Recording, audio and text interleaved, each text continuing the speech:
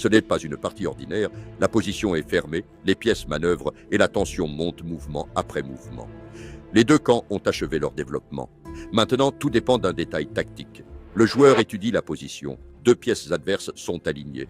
Le roi a perdu sa coordination. Il faut juste de la précision. Il sait qu'il n'a pas besoin d'une longue attaque, seulement d'un coup exact. Et il décide de créer une double menace et d'exécuter une fourchette. La fourchette est une ressource tactique où une seule pièce attaque simultanément deux objectifs. Son but est de gagner du matériel ou de forcer une concession décisive. C'est l'un des schémas tactiques les plus importants du jeu d'échecs. L'attaque double ou fourchette possède deux variantes principales, chacune étant axée sur un modèle tactique différent au sein de la partie. La variante du cavalier est la plus courante. Elle commence par un pion occupant le centre et libérant les pièces principales. Les noirs répondent de la même façon, maintenant l'équilibre initial. Le cavalier blanc se développe en attaquant le pion central. Les noirs défendent en développant leur cavalier. Le fou blanc sort sur une diagonale active, exerçant une pression sur le flanc du roi. Les noirs développent leur autre pièce mineure sans soupçonner le danger. C'est alors que le moment tactique survient. Le cavalier blanc s'élance au centre pour capturer le pion. Les noirs poursuivent leur développement de manière naturelle. Et c'est maintenant qu'apparaît la fourchette décisive. Le cavalier met le roi en échec et au même moment attaque la dame. C'est une fourchette parfaite.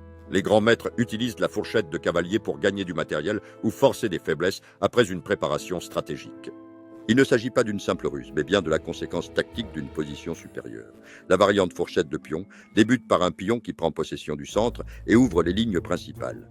Les noirs répliquent de la même façon, maintenant ainsi l'équilibre initial. Le pion blanc poursuit son avance, préparant la tactique de la fourchette. Les noirs capturent au centre sans se rendre compte du danger qui approche. Le pion blanc avance et exerce une pression sur les pièces noires. Les noirs tentent de développer leurs pièces et de consolider le centre. Le pion blanc poursuit son avance stratégique, préparant la fourchette. Les noirs développent leurs pièces et défendent leur position. Le moment tactique arrive. Le pion blanc avance, créant la fourchette. Maintenant, la fourchette devient évidente. Le pion attaque deux pièces simultanément, forçant la riposte de l'adversaire. Maintenant que tu sais comment fonctionne la fourchette et ses variantes, c'est ton tour de pratiquer et d'apprendre, et la meilleure façon de le faire est en rejoignant Black Chess Academy. Vous trouverez le lien dans la description.